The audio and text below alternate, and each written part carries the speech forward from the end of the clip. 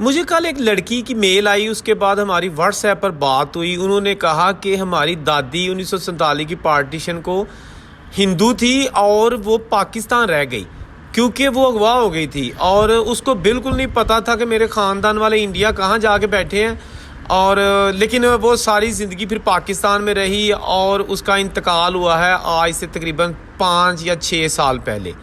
اس کا نام پہلے تھا مکھنی، اس کے بعد اس کا نام رکھ دیا تھا رحمت بی بی، اور یہ جناب واقعہ ہے ضلع قصور کا۔ لیکن انہوں نے کہا تھا کہ ہماری پرائیویسی کے تحت اس ایڈریس کو نہ مینشن کیجیے گا، نہ ہی کوئی زیادہ ڈیٹیل دیجیے گا، لیکن سٹوری بڑی دردناک ہے، کیونکہ انہوں نے کہا تھا کہ ہماری دادی اکثر ذکر کرتی تھی کہ میں اپنے خاندان کے ساتھ جیسے وہ اپنے کیا کہتے ہیں پورے رسم و رواج ادا کرتی تھی جو ہندوؤں کے ہوتے تھے، لیکن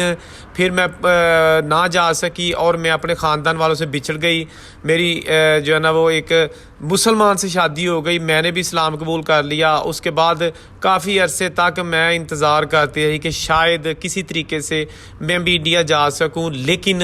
پھر آہستہ آہستہ جب میرے بچے پیدا ہو گئے تو مجھے پھر اپنے بچوں سے محبت ہونے لگی۔ ویسے بھی مجھے کچھ لوگوں نے بتا دیا تھا کہ جس قافلے میں آپ کے لوگ جا رہے تھے اور آپ وہاں پر بچھڑ گئی تھی، اس قافلے میں موسٹلی لوگوں کو قتل کر دیا گیا تھا۔ شاید آپ کی فیملی بھی زندہ نہیں جنہوں نے آپ سے رابطہ نہیں کیا۔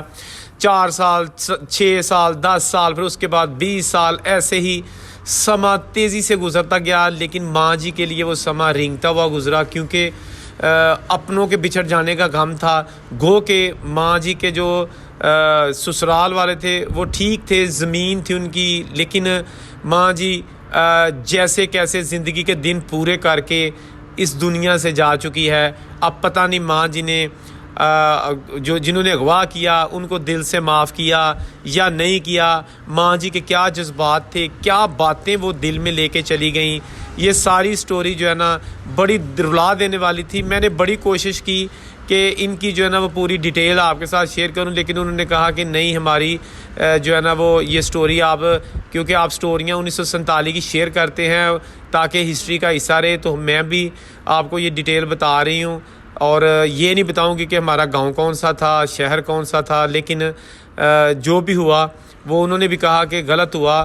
ماں جی کو یعنی کہ ان کی دادی جی کو جو ہے نا وہ اگر تو ہمارے بڑوں نے زبردستی رکھا ہے پھر تو بالکل غلط کیا ہے، لیکن اگر ماں جی کو وہ چھوڑنا چاہتے تھے لیکن ماں جی جاتی کہاں، دین یہ ایک سیپریٹ ایشو ہے۔ بہرحال 1947 تو گزر گیا دوستو، لیکن اپنی تلخ یادیں آج بھی ان لوگوں کے دلوں میں چھوڑ گیا جن کے پیارے بچھڑ گئے، جن کی عزتیں نیلام ہو گئیں اور جن کا گھر بار ہمیشہ کے لیے برباد ہو گیا، اور جو 1947 تک رئیس تھے، بعد میں موسٹلی ایسی فیملیز ہیں جو اٹھ ہی نہیں سکیں، غربت میں ہی انہوں نے ساری زندگی گزار دی۔ اور کچھ ایسے لوگ تھے جو 1947 سے پہلے غریب تھے لیکن بعد میں انہیں پراپرٹی بھی مل گئی، انہیں جو بھی